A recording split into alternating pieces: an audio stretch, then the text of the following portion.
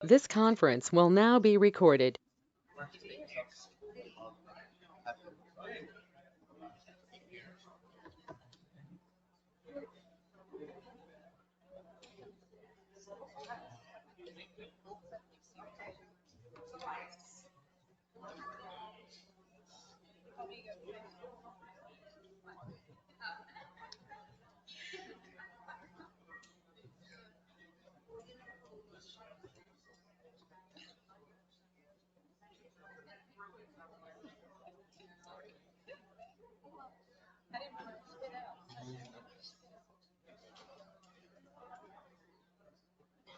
Good morning, everyone. Thank you for being here for our first town hall meeting of the season. For all of you that are just returning, welcome back. It's nice to see a lot of familiar faces that we haven't seen all summer. At this time, what I'd like to do is introduce our staff, the support staff for the community. As I say your name, if you can kind of stand up, I'd appreciate it. First, we have Michael Nice. He's the operations manager.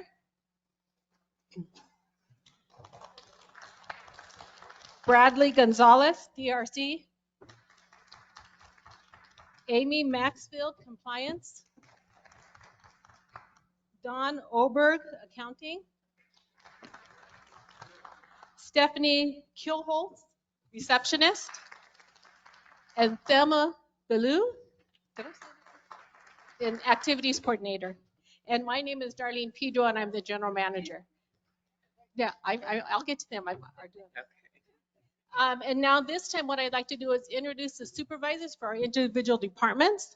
First, we have Captain David Nelson. His second in demand is Kathleen Reese. If you could stand up, please.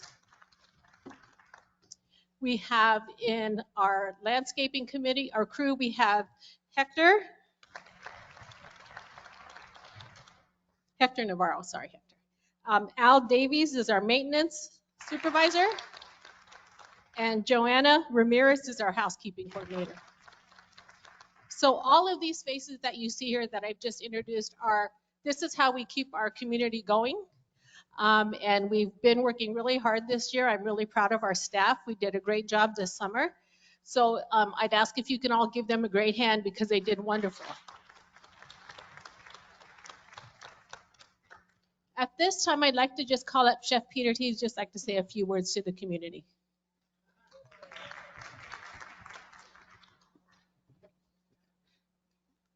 Ladies and gentlemen, I don't really need a microphone ever. But, one thing that I wanted to say, this is my first town hall. Thank you very much. I'm so excited to be here. Most importantly, I'm so excited to be in Happy Trails. Everybody that made it possible for me is here. Not everybody, actually. We're still missing some people here that made it possible for me. But God bless, my team and I are so excited to be here. And I'm going to tell you a couple things that are going on. And every week, I told somebody, I said, every week, look forward to changes. We went from paper plates when we first started to utensils to real china to now real coffee cups. We're adding everything we're doing is, we're just adapting to that kitchen, which is beautiful. I'm so excited to be in that big kitchen. But ultimately, the things that are happening right now, our barbecue is available Tuesday through Saturday, the full menu. Today, for example, we have baby back ribs, chicken, brisket, burnt ends, sausage, half chickens, and on and on and on. The whole menu available from 11 to 2. Coming up, and then our ice cream parlor is ready. We have huckleberry ice cream, butter pecan, French vanilla, and then mint chocolate chip, and we're adding sugar-free items too. We have pineapple sorbet and raspberry sorbet.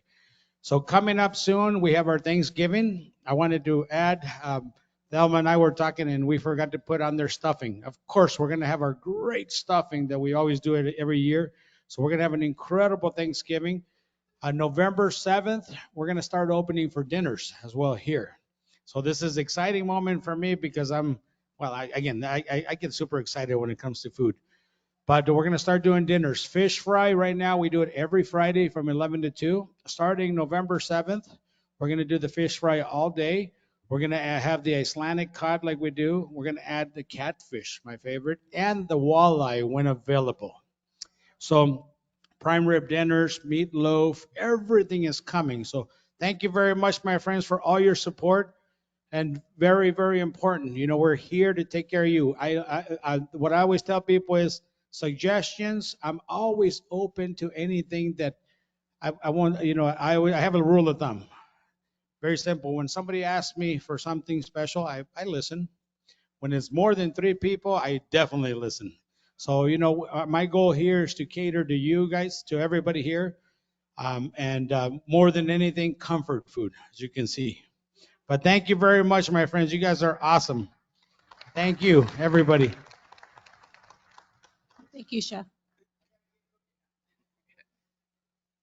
Okay, so we're all here, a lot of us are here today to hear about the short-term rentals.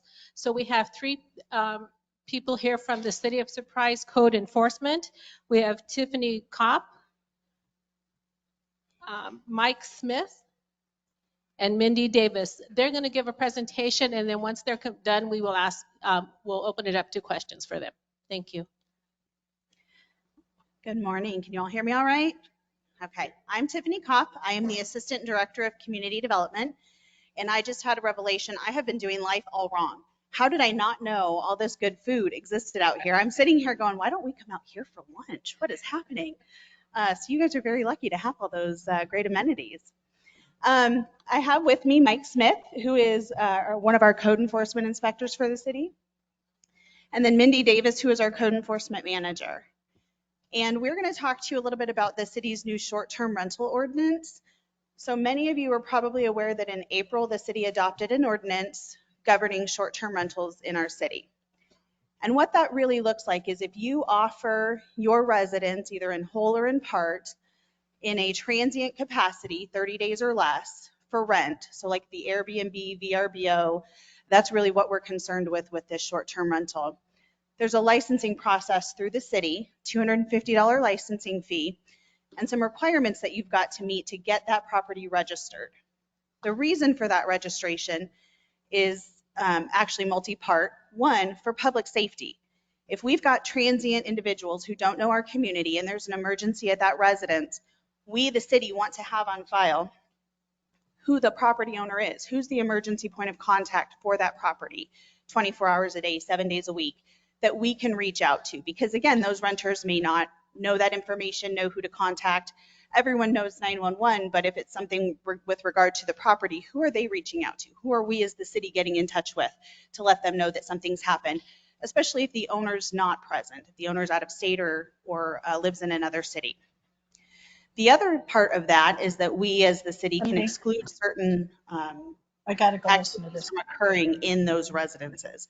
So we can exclude any type of adult-oriented businesses, sober living homes, things like that, that we're concerned with having tabs on and monitoring in our community.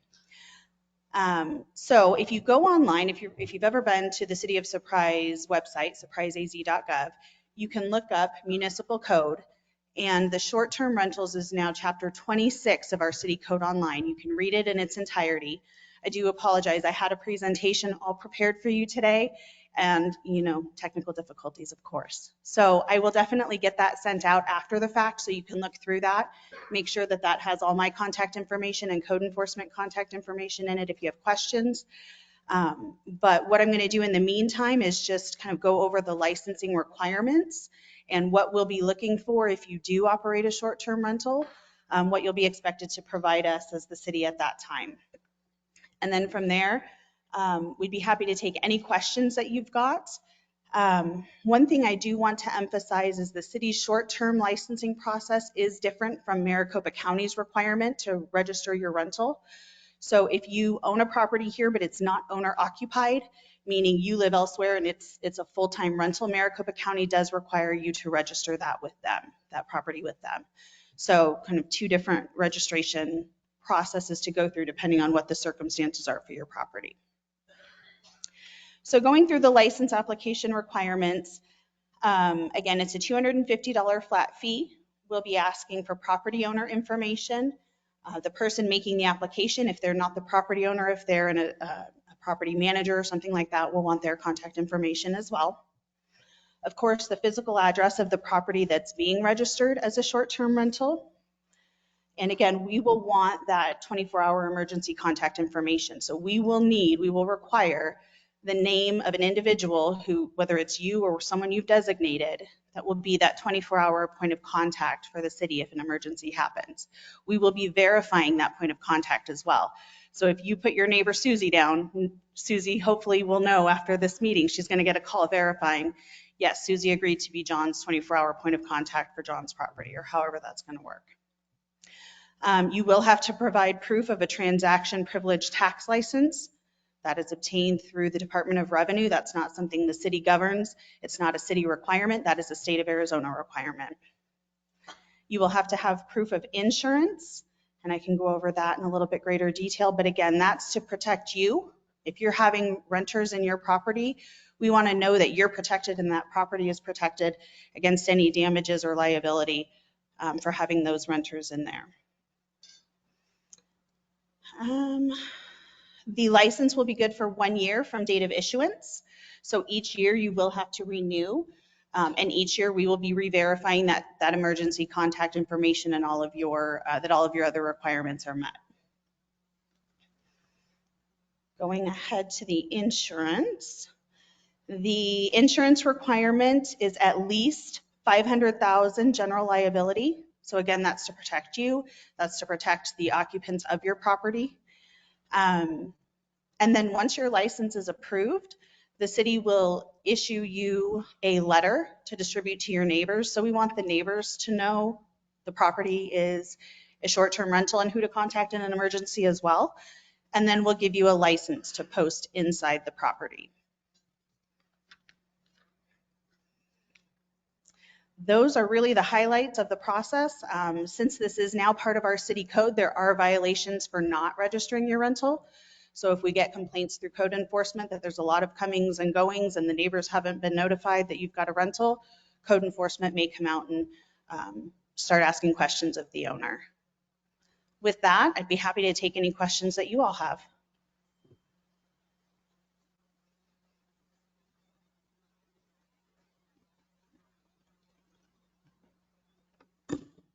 Good morning, Roberta Ernest, Lot 712, Vice President and Board of Directors, Happy Trails. I had read in the statement with regard to neighbors, it almost came across like you had to get approval of the neighbors, but I'm not hearing that. So once you've received your license, how do we know in fact that they've actually informed their neighbors that they're a short-term rental? Great question. So again, the city is going to provide you the letter, the standard notification. We're going to have pre-populated your license number, your address information, and the emergency point of contact that you gave us. We're going to give you that letter and we're going to say, okay, mail this to your adjacent neighbors, provide us proof that you've done that.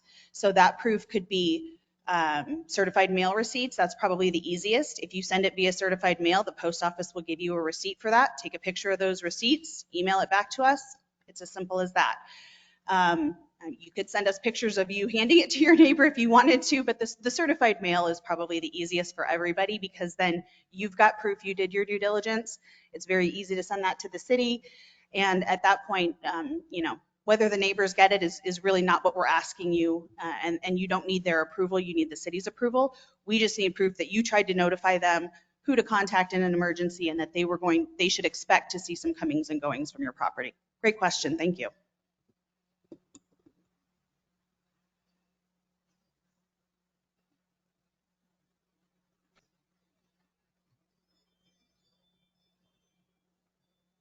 Hello, can you hear me? Hi, question lot 900 on the board as well. I believe I read someplace that there should be a notice in the window or a notice on the property itself that you're a short-term rental. Is it something that is obvious to people driving by? How is that done? Another great question. The requirement for the notice is that it be posted in a conspicuous place inside the home. And so it's not necessarily something that needs to be in the window to advertise to everybody on the block that your home's a short-term rental. Obviously, to the extent possible, we are just as concerned as you are about the security of your property, especially if it's the sort of situation where you don't live there full time and there are people coming and going. So we are trying to be mindful of that. But inside the home, the notice should be posted that says you're properly licensed with the City of Surprise, and that again has that emergency contact information. And that's something the city will provide you when we've approved that license. You'll get the neighbor notification and you'll get the notification to post in the home. So thinking of just how my house is laid out, I walk in the front door, I've got a coat rack and a little setup just to the left. I would probably post it right there. First person walking into my house, especially if they're new, they don't know the area, they've got that information front and center when they walk in the door. Tiffany, we have a question online here. Define neighbors. One house away, the entire block. What constitutes meeting this requirement? So it would be, that's a great question again, that would be anybody adjacent to that property. So if I sit in the middle of the block, I'm looking at the neighbors to my left and right, and then anybody catty cornering in front of me. So if you're on a corner, maybe you're limited to just a couple of people. If you're in the middle of the block, maybe you're looking at 5 or 6. Now, when we talked on Tuesday, Tiffany, we talked a little bit about recreational vehicles and the definition between, single family home and recreational. Can we talk about that a little bit and really go into more detail of how exactly that plays into the short-term rental ordinance as well? Yes, absolutely. That is a great point. So cities can only regulate short-term rentals because of authority given to us by the state. And the state has really limited what we as cities can control and require short-term licensing for. So when it comes to a vacant lot, that is beyond the scope of what we're talking about here. When we're talking about a short-term rental, we're talking about a single family dwelling. So something that's in place on a permanent basis on that lot where you're renting either the entirety of that unit or you're renting a room in that unit. So if you have a vacant lot and people are coming and going, that is not subject to our short-term rental ordinance. Thank you. Mhm.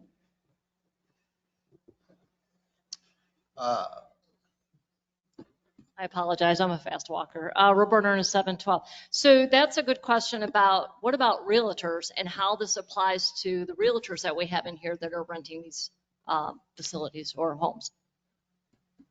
So there should be no difference. If the property is being used as a short-term rental, whether the realtor's acting on behalf of the property owner or the property owner wants to do it themselves, that property should be registered if it meets the requirements of the short-term rental. We have another chat here. Is the city going to monitor, or is Happy Trails going to have to monitor the enforcement? So the city will monitor the enforcement. We're actually working with a company that's going to help us not only identify all of these in the city, as many of you know, our city population's up to about somewhere in the ballpark of 162,000 at this point. So it's a lot to manage. So we do need some assistance with that. But we are looking to identify and educate and get the word out about this ordinance so that we can get people to come in and voluntarily comply with this requirement. We're in the middle of that, which is why we're here with you all today to educate and hopefully get voluntary compliance if any of you meet this requirement. And then we will work towards enforcement. And what enforcement looks like for us, just so you know, that word is scary to a lot of people. But what that looks like from a code enforcement standpoint is a notice. And so we'll send you a notice and say, hey, we think you've got a short-term rental at this location. Call this code inspector. More than likely it's going to be Mike. That's why we drug him out here with us today, so you could all see Mike and get acquainted with him. But more than likely that notice is going to come from Mike, and he's going to say, hey, reach out to me. Let's talk about your property. Let's see if it does meet the short-term rental requirements, and let's get you licensed if it does. Only if you choose to disregard our notice and not follow the licensing requirement will we escalate to issuing a civil citation and potentially any civil fines. We don't want to get to that point. And so it will be the city very much monitoring that. Complaints, if you've got a concern or a complaint, you can certainly provide that to the city and we will follow up on it. But we don't expect the associations to manage that. It's just a lot for you all to manage. So.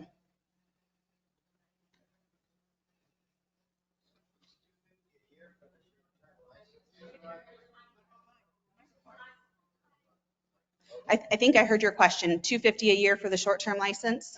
Yeah, $250 for the short term. Yes, sir. $250 a year for the short-term license. What's the county cost for the long term? Do you know? That I don't know. The county cost for the permanent rental, do we know? We can look it up, and if we can't get to it today because cell service has been iffy in here, we can email that out with the presentation at the end. I don't know county's costs offhand. And what is the what is considered short term? Is that 3 months, 6 months? Less than 30 days. Oh, less than 30 days? Yep. So your typical Airbnb, VRBO, I want to go here and vacation for a couple of weeks, or a couple of days, that's really what we're concerned with. Anything that's being rented beyond that, make sure you've got your county rental registration completed. But short term, we're really looking at that transient, 30 days or less, that's what we're concerned with here. So somebody can see that a residence being rented across the street from them on a regular basis, and they might call him and say, hey, I think this is a short-term rental? Absolutely, and we'll look Oh. into that. Oh, okay. Looks like we do have a few on here. We have from a resident, we own 3 lots and have friends stay 2 months or a family stay for shorter periods. Does this license apply to us? The short-term rental would not, because they're greater than that 30-day window. What I would caution them is checking with county to see if they meet county's requirement for a rental, depending on if they're profiting off of that. I don't want to speak to county's processes, but I would strongly encourage checking with Maricopa County to see if they need to register as a rental. Okay, wonderful. And we look to build on that, Pam and Bob's question. I did not fully get the lot example. RV lot, only the renters bring own RV. Does this apply to those staying less than 30 days on an empty lot? No. No. So, and that's because the definition of, and let me go back to it here and read it to you, so you know where I'm getting that from. Bear with me. See, had my presentation just worked today, I could have clicked right back. So our definition of short-term rental and vacation rental, as is outlined in the city code, means any individually or collectively owned single family 1 to 4 family house dwelling unit, accessory dwelling unit, etc. So we would be looking at those, maybe they are truly modular, but they're permanently parked on that lot, and we're renting that unit out or rooms in that unit. That's what we're talking about. The lot itself, we don't have the authority under our code to require short-term rental for the lot itself. And I think that really answers the next question. It says some of HT lots have sheds that are configured for living quarters, including bedroom, bathroom, kitchen. Would this fall into the category of rental property? And it would, right, as long as it was a habitable living quarters. Yep, because it talks about accessory dwelling unit. And so if that was something that we would consider even an accessory dwelling unit, but it's being rented for that purpose, yes, that would fall into the category. We have a good question here. What if residents aren't in favor of this?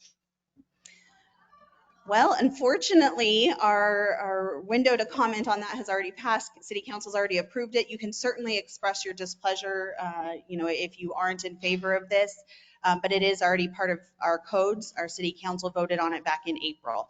And so as I mentioned, what we've been doing all summer is really trying to reach out into the community and raise awareness about this before we get to any enforcement action, because we want to educate. We want you to know what the rules are before we come around and go, hey, surprise, we have a rental ordinance. So unfortunately, at this point, it's part of our code. It's there. It's ready to enforce. But they can certainly always express their displeasure.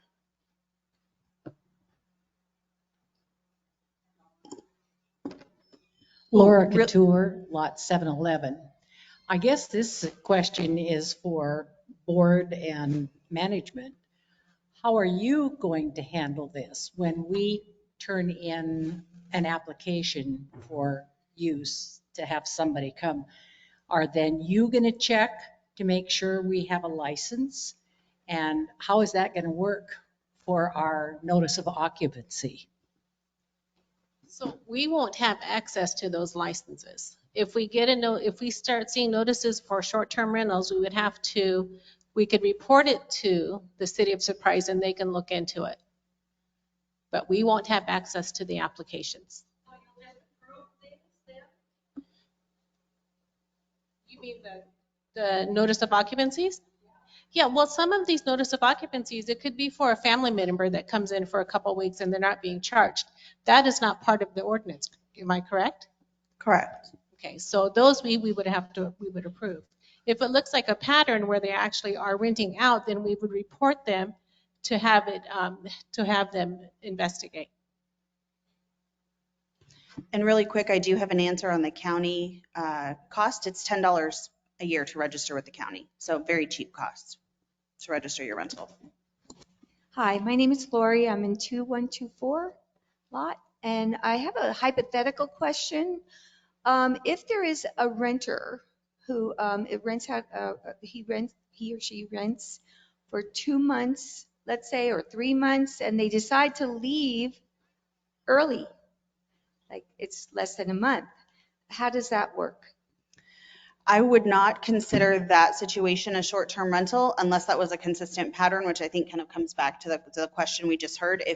If people are intentionally trying to skirt the short-term rental ordinance by consistently signing 3-month leases every month, I think that would be a pattern, that we would hope would be reported to us. But someone breaking their rental agreement early, the city doesn't need to know about that. Good morning, and thank you. I'm Beverly Youngren, 2371. Since this is a new concept for everyone, you've talked about fines or violations. Can you go into a little bit more depth so that the residents, if they don't agree with this policy, or they forget about it, or don't understand it, and they do get a violation, what does that involve, and what are we talking dollar-wise?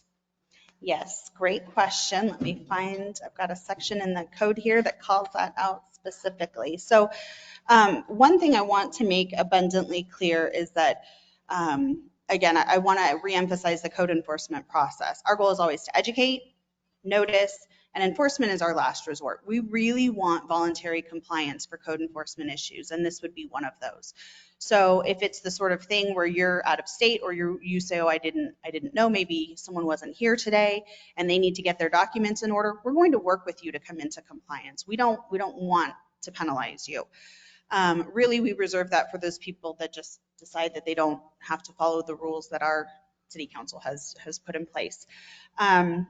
And even then, code enforcement can only issue civil citations. So we're not talking about anything that rises to the level of being criminal or going on a criminal record. It's only civil, which means it can only be punished by monetary fines. If a civil citation is issued, ultimately that becomes up to the city court as to what they're going to levy in terms of a fine.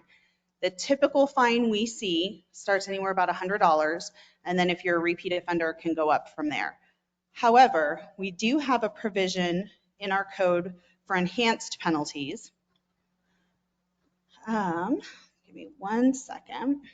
So in addition to that civil citation process, if we have someone who just has multiple violations within a 12-month period, we can, as a city, levy a fine of up to $500 or the amount equal to 1 night's rent for a first offense, $1,000 for a second offense, and up to $3,500 for offenses beyond that.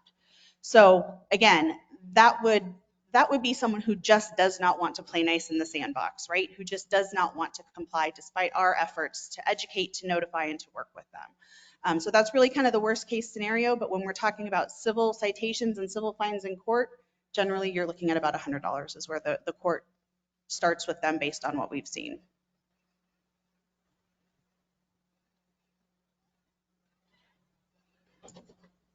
Carlene Smith, 767. Generic question. If a renter comes and goes, leaves within the 30 days or the 30 days, who's responsible to come in and see if there was any damage done to the inside of the house? That would be entirely on the property owner or the property manager working for the property owner. So they don't need to come in at the end of each rental to see if there's damage done. How about if there's damage done outside? Does DRC monitor that? I think that generally would fall in just compliance on the exterior of the property. If it was unsightly due to damage from, a renter or something, we would be notifying the property owner and letting them know that there was a compliance issue. Okay, thanks.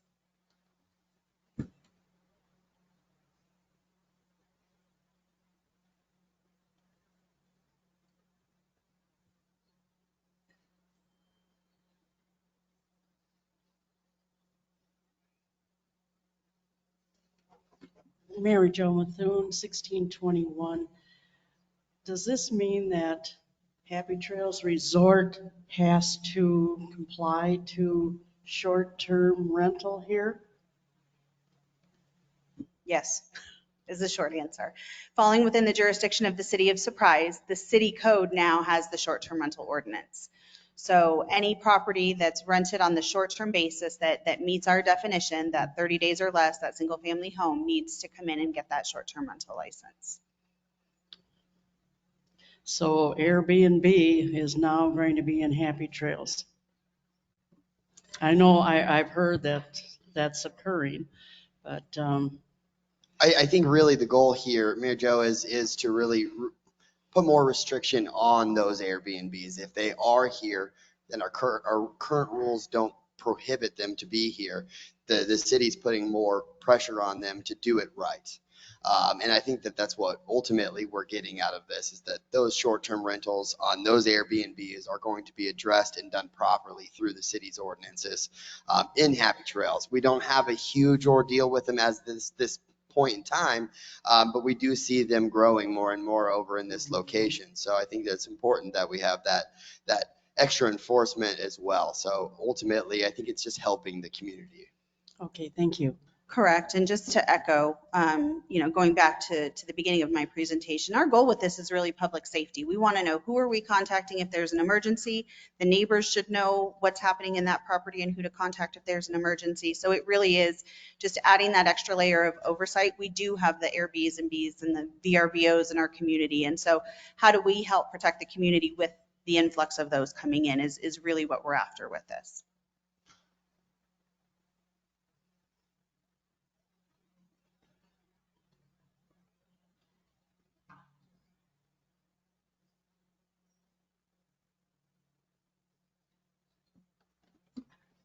Maynard Methune, 1621.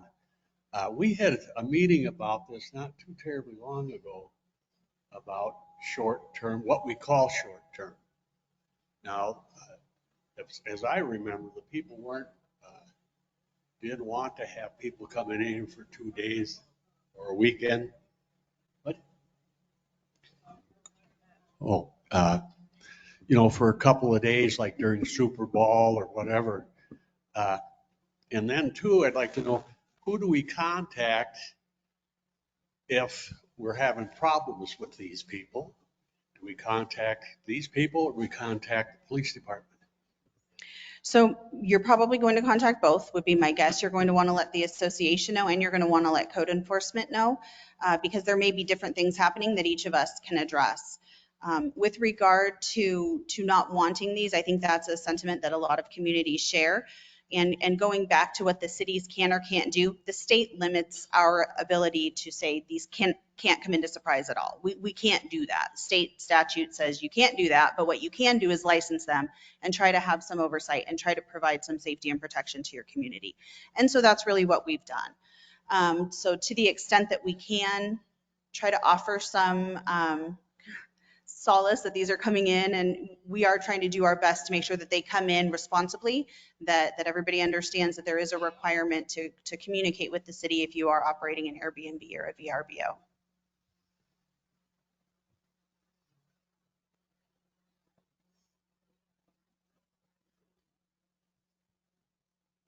Marilyn Klein, lot 392. How does this correspond with our CC&Rs? Because there's a place, isn't there something that nobody can have kids and the age has to be approved, and you can't stay more than 2 weeks, and you have to be a relative and live in that residence with the rest but with the owner. So is that going to change? There's no change currently to our CC&Rs regarding that. What you're speaking of sounds like a guest coming in for the 2 weeks. We haven't changed our CC&Rs. Again, though, we do have to abide by the short-term rental guidelines for the city of Surprise.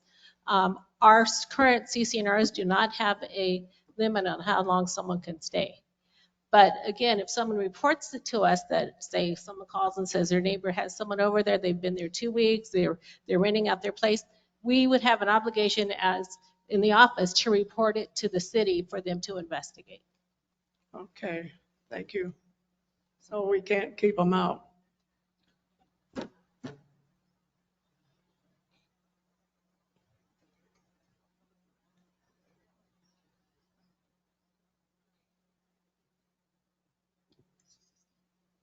All right. Well, again, I apologize that I didn't have the presentation today. It did have our contact information on it, so I will make sure to get that to this group so they can distribute that. Code enforcement at surpriseaz.gov is our email. That'll all be in the packet of information that I send out. And thank you for having us here today. And I really appreciate the great questions and comments. Again, our goal is to educate. We want to get those questions answered. We want everyone to know what this new ordinance means for them. So thank you for having us.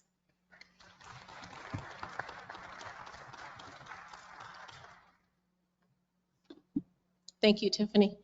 Okay, at this time, I'd like to ask Mike, I'm sorry, I'd like to ask Mike to address the community and give them an update on what we've done this summer, our projects. Well, hello everyone, welcome back. I thought we were soon to see a lot more faces, but it looks like we're still missing a little bit today. November should be a little busier. We're just going to talk a little bit about some of the stuff that we had going on over the summer.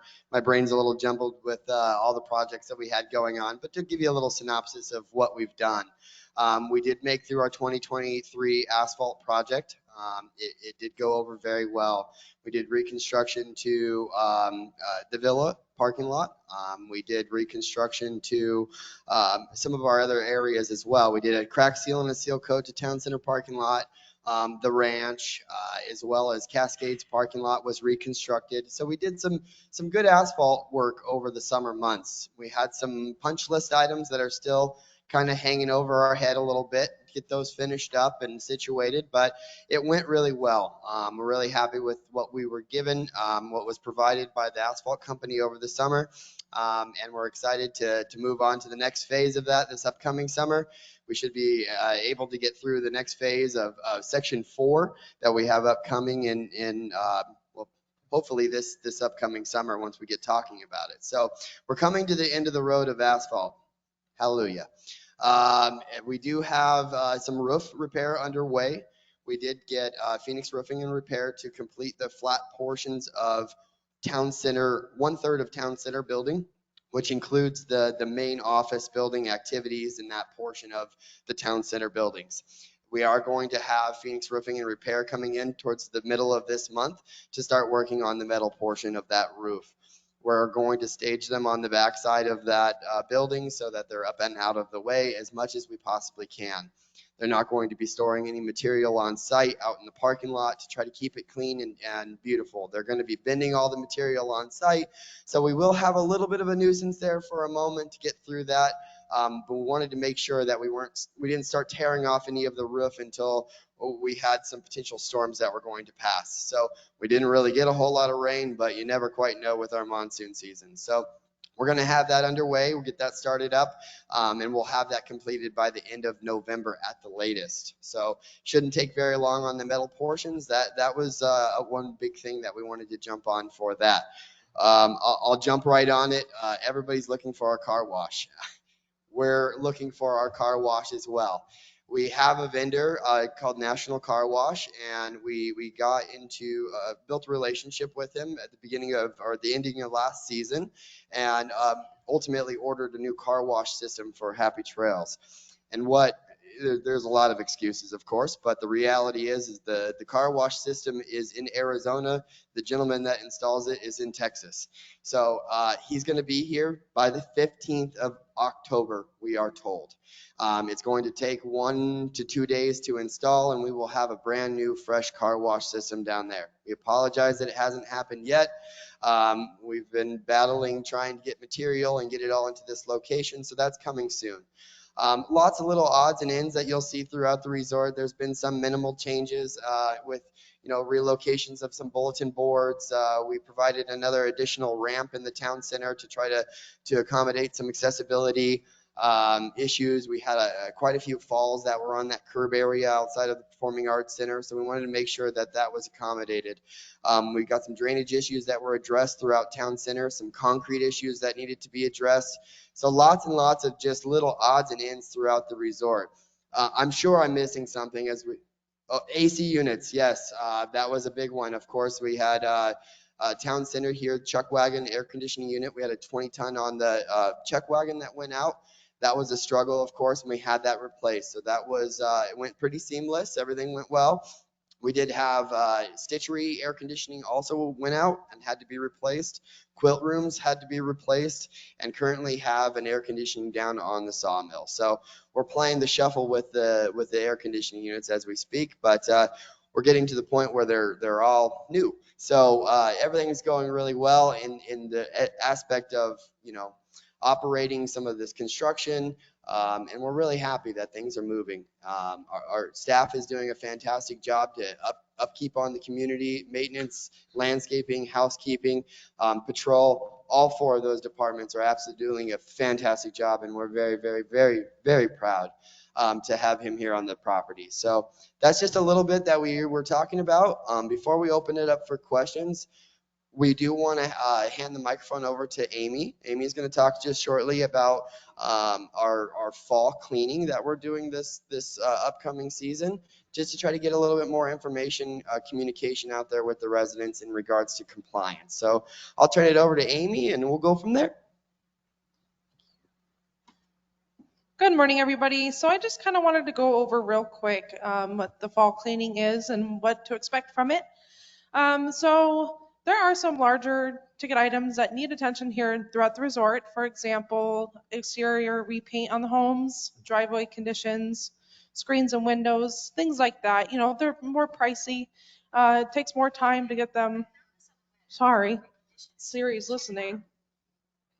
Anyway, but pretty much they're larger ticket items. It's going to take time and they're going to take money. So we want to give everybody an ample amount of time to get those projects finished. So starting next week, I will be getting letters out, and you guys will have until February of 2024 to have those projects completed if you did receive a letter. Any questions? Okay, thank you. Thelma had reminded me one quick thing, so one thing that we had heard from a lot of the residents is relocation of a bulletin board. It's been kind of a hot topic, and we wanted to bring it up as it has been a change. We had the bulletin board for the for sale and rent and advertisement for the residents within that location. It was just outside of the mail center, and what we had done was relocated the bulletin board to the interior of the library for that for sale and rent. The reason being was we wanted a lot more front facing for the clubs and the events on the exterior of the property so that folks could see what was going on. It wasn't a matter of trying to take light off of the rental situations for a lot of folks or take that away from them. We just wanted to clean up some of the A-frame boards and the advertisements that we had out there in season. As when we get into speed with all of the clubs doing their things, there's a lot of that advertisement out there. So our goal there was really just to kind of clean that up, make it kosher, and make the appearance really beautiful. So that was our goal there. But we have had a lot of questions in regards to where that went, and they are located in the library. So that library location, you can still come in, you can still drop off your note card for sale, for rent, or any of your other items. If you're selling, you know, knickknacks, things like that, it is still being ran by volunteers, so they can come in and post those for you guys. So just wanted to make that as well. And if we have any questions, please come on up and we'll try to field those questions. I also want to let you all know that starting next week, our office hours will be Monday through Saturday, 7:30 to 3:30. And we've done that for people that are currently working and they can't get into the office during the week. So we will have Saturday hours until from 7:30 to 3:30. Captain, do you want anything you want to address about the patrol?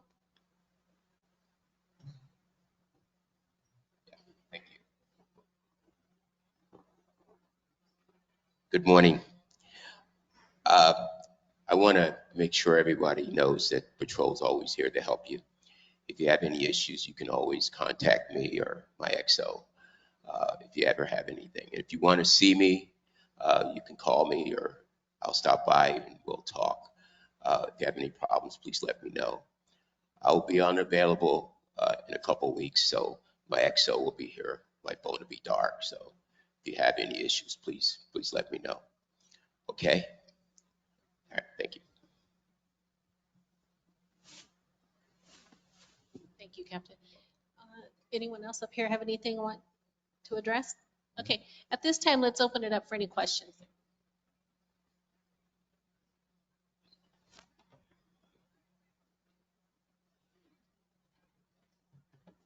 Hi, I'm Beverly Youngren, 2371. It's not a question. I just want to thank you guys for all your work. I think it's awesome. Also, just to let the residents know, the memory bricks, I'm going to send an email out, but the memory bricks have been received for those of you that are concerned about that. And so they will be placed over at Memory Trail at the end of November. We have to work with landscaping schedule. And as you know, it was so hot that they've got a lot on their plate right now. So if you do have friends that are concerned about when their memory brick will be placed, we're shooting for the end of November. Thank you very much.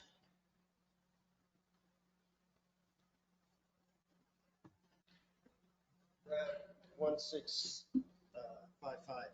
I wanted to know what's going on with the Great Eagle. They're doing a lot of construction over there. Do you know? We do not know. We do not know what's going on at the Great Eagle.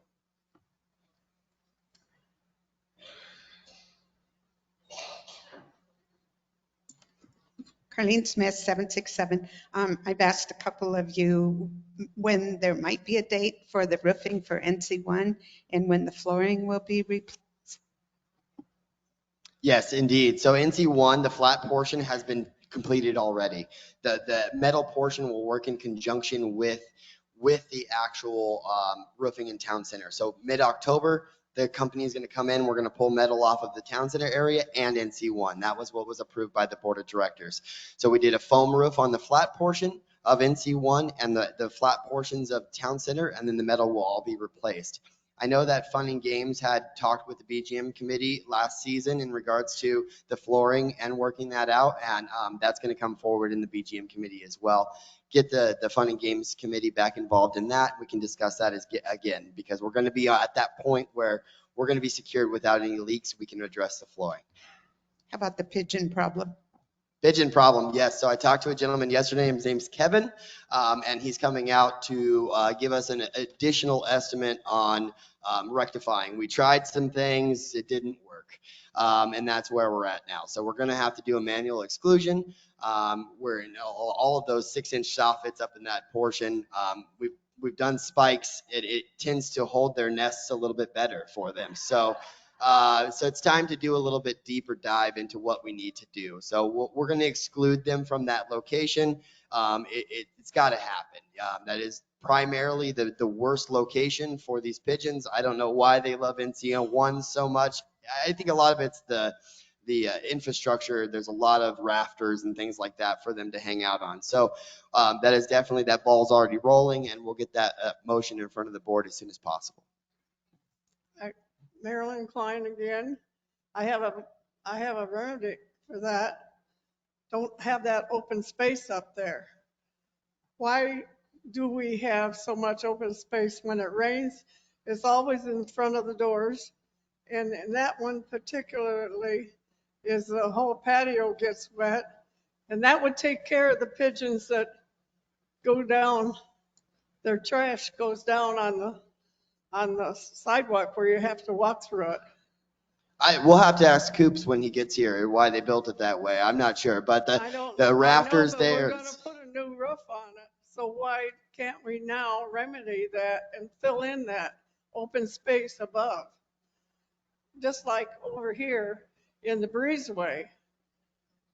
That's awful. I think, yeah, that's an option. We can look into what that could be. I think ultimately that's diving into a lot more, general contracting and what would be required for that, engineering to be required for an enclosure of a roof. But that's an idea. I think that's something it's probably going to make a difference of 3 or 4 sheets Sure. to start with, and it would be a lot better for everybody, Oh, okay. including the pigeons. Sure, sure. No, absolutely. I appreciate that. We'll look into it.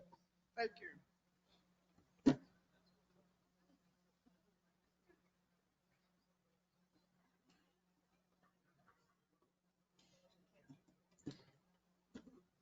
Hi, Liz Belvoir, 1167.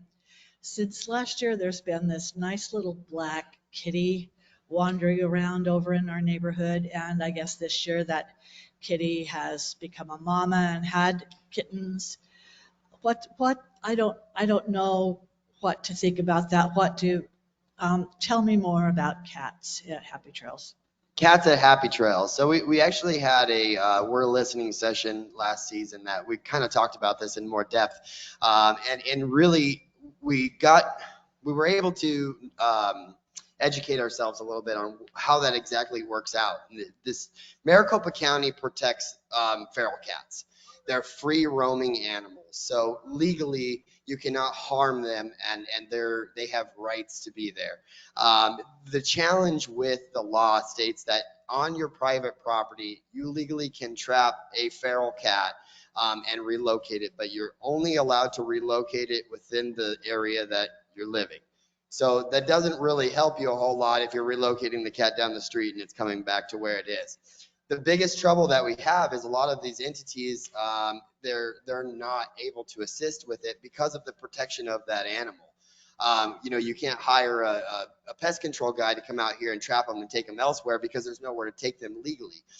If you can get an entity to take them, and a lot of smaller companies that are dealing veterinarian services and whatnot are neutering them and then putting them up for adoption, but it's hard to find folks that are able to do that, because I think that this is kind of an epidemic in Maricopa County where there's a lot of feral cats. They're overwhelmed with the amount of cats that they have. So it's hard to try to find exactly which direction to go with this. The best thing that some folks are doing is taking the cat in to get it neutered or spayed and then releasing it so that at least it's not repopulating in the area that you're at. Of course, the biggest thing is to not feed the feral cats. That brings them back around. I know that's big. Some neighboring properties might be feeding them, but that's number one. If we can prevent feeding the wild animals, then they're going to move on to where they need to be. But it's a challenge with the feral cats because you're still restricted on what you legally can do. But if you could get an entity to take them, or if you could take them to a shelter, that would be ideal. Challenge is finding that shelter to take them. Right, and trapping the cats is always a challenge as well. So, and it's tough because you don't know for sure if it's a true feral cat or if it's someone's cat. It may not have a collar on it or something along those lines, but is it a pet to someone? It gets a little controversial there as well. So within the community, of course, if we know that there is an animal that is released from someone's home, then we can address that property owner. But if we don't know where the cat is coming from, unfortunately, we're kind of in that gray area.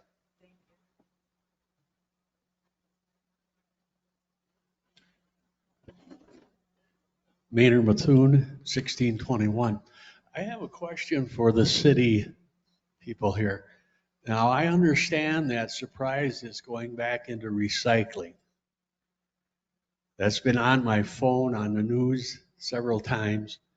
And I'm wondering, what is our responsibility as a community here to that? And the same thing with hazardous waste.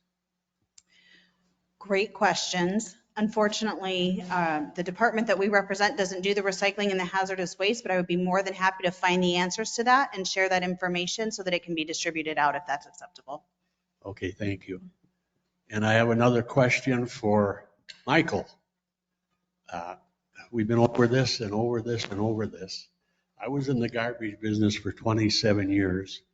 I know signs work.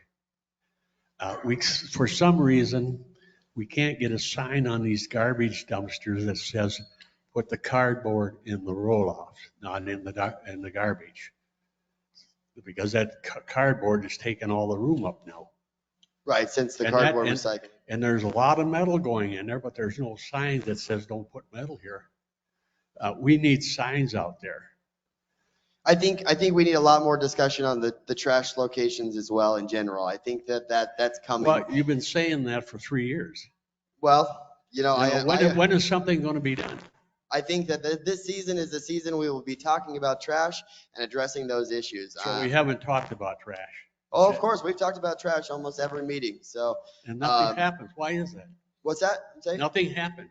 Well, I mean, we there has been some Should change. they be able to make it? That's a pretty simple decision. If you're losing $5,000 to $6,000 a month because of the garbage. Hey, dumpsters, Maynard, I know we've talked about and this. you got people on the board that say, well, we got to make money. We got to make money. Maynard, we've talked about this almost daily. And I know we're on the same page here. We're working towards the same direction, and we have more discussion that has to come to the community in regards to the trash locations. I think that's where we're at as a community. I think we need to discuss this as a whole and the issues that we have with this location. I know that the recycling and the cardboard issues have caused more issues because we had 13 dumpsters. 13 recycling dumpsters. That's a big. I mean, and the majority of our community recycled. And that's big for Happy Trails because everyone really did care to recycle. Unfortunately, it's where we're at. It wasn't something that was an option. So we are addressing moving forward what we need to do in order. We've been to make at this for 3 years since I've been here. And I got another question. What was the question? I just forgot. What was it?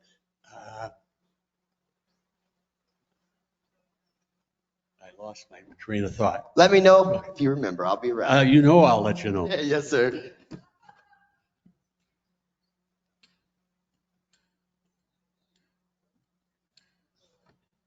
Roberta Ernest, 712. I want to address the situation about the cat. First of all, I am an animal lover, even though I hunt. But I think what we need to remember, you talked about if it's a pet. What people tend to forget is that the leash law applies to dogs and cats. So if you are a community owner, renter, resident, and you are letting your pet cat run loose, you're in violation. So you need to consider that. So thanks, Mike.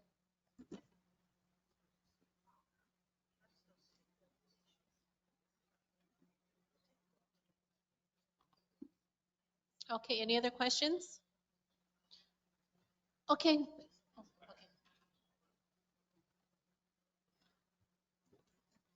Lauren Hansel, lot 556.